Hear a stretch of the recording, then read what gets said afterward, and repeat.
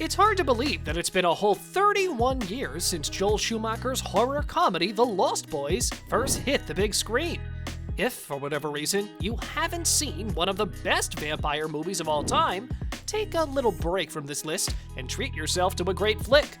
For the rest of you, let's move ahead. Today, I'm going to show you 10 crazy facts about The Lost Boys. Before the start of the video, make sure to leave a like. And if you want to see more content, subscribe to the channel. Let's get started. Number 10. Was Ben Stiller almost a Lost Boy? Given how well The Lost Boys have been received over the years, it's hard to imagine any major changes to the film. One of the strangest hypothetical changes would be a change in cast. Be it Kiefer Sutherland, or one of the two Coreys, or Jamie Gertz, the casting of the film seems to have been spot on. As is the case with many films, alternate casting choices were present during pre-production, one of the most notable being Ben Stiller. At an award show, Stiller told People magazine, quote, "Last time I saw a room full of so many talented faces was when I auditioned for The Lost Boys. It was between me and Kiefer and the two Coreys." Stiller has held his own in more dramatic roles, so it's not all that strange to imagine him vamping out. Number 9. The Sax Man. If you've somehow never seen The Lost Boys, you're gonna get slapped with nostalgia right out of the gate. Between the mullets and the leopard print, The Lost Boys is a loud and proud 80s flick. Possibly the most 80s thing about the movie, especially the opening scene, is the beach concert. Led by an oily, muscly, chain-wearing saxophonist, the concert simply looks wild. The sax man in question is Tim Capello, a multi-instrumentalist who spent much of the 80s and 90s in Tina Turner's band. If you're wondering how Capello managed to look so jacked throughout the whole opening scene, it turns out he lifted weights and did push-ups during any cuts in the scenes to keep those pythons looking their best. Number 8. David's real fate. When the vampires meet their end via a stake through the heart, we see them start to disintegrate. Marco has an especially gross demise, spraying some pretty gnarly looking goo from his chest while falling from his perch. Max doesn't have it any easier, getting himself staked after Grandpa crashes through the house. While David has the unpleasant experience of being jabbed by deer antlers, his fate is different from his fellow vampires. As we all know, a wooden stake is a key to slaying a vampire. David, while impaled, was not done so with the necessary equipment, and therefore survived his attack. David was meant to make a comeback in the written but never filmed sequel, The Lost Girls. Number 7. The crew had to create the town of Santa Carla. It doesn't take much of an internet sleuth to figure out that the town of Santa Carla is just Santa Cruz, California. The famous boardwalk is among several Santa Cruz landmarks visible throughout The Lost Boys. The production team was only granted permission to shoot there if they agreed to change the town's name for the movie. Given that the actual town of Santa Cruz is seen as a family tourist destination, and that's the way they like it, the production staff went with Santa Carla, California instead. It shouldn't be that surprising. Does any city want to hold the title of being the murder capital of the world? Number 6.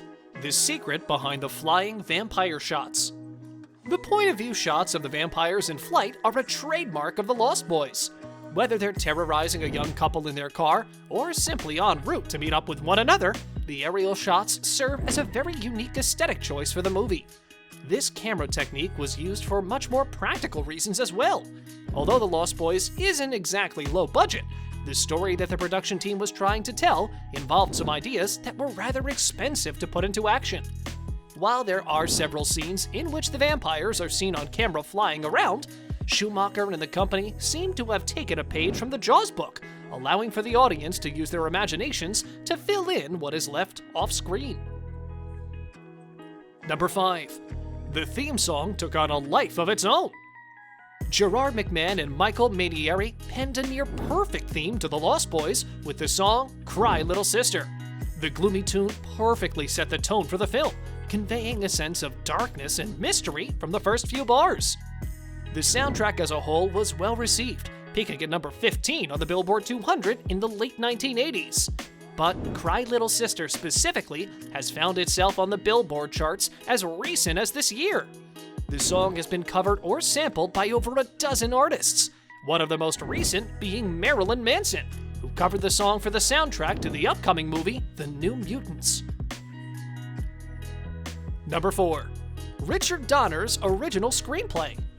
Executive producer Richard Donner was initially slotted to direct The Lost Boys before pulling out of the project to work on Lethal Weapon. Before turning the movie over to eventual director Joel Schumacher, Donner and screenwriters Janice Fisher and James Jeremias had originally planned for a script based on the idea that Peter Pan was a vampire.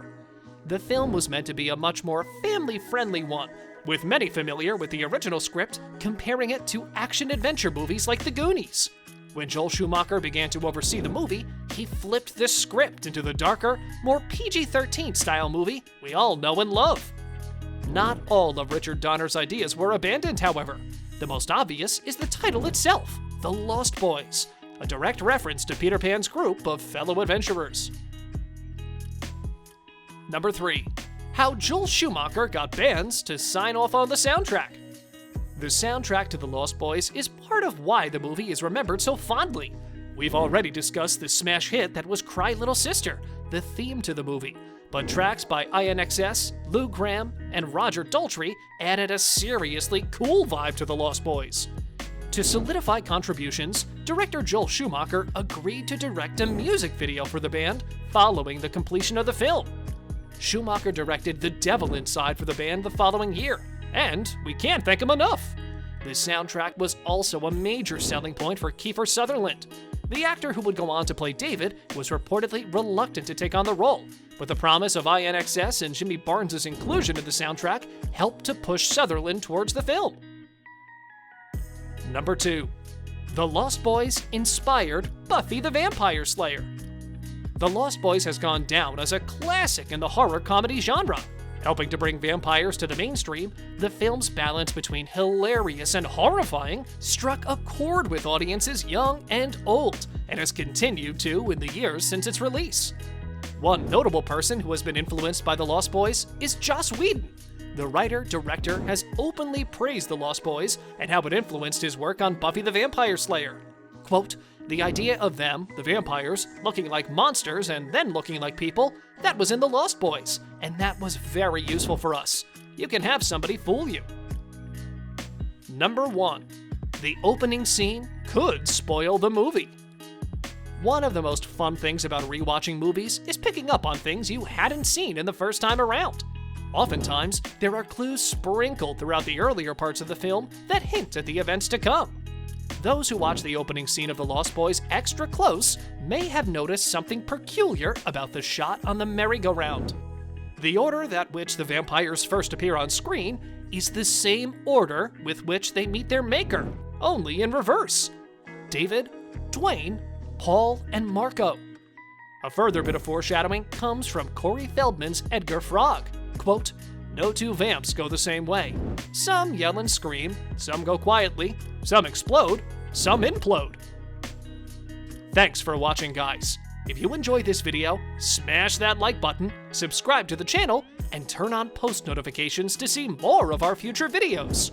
With that said, keep enjoying our videos, and I'll see you in the next video.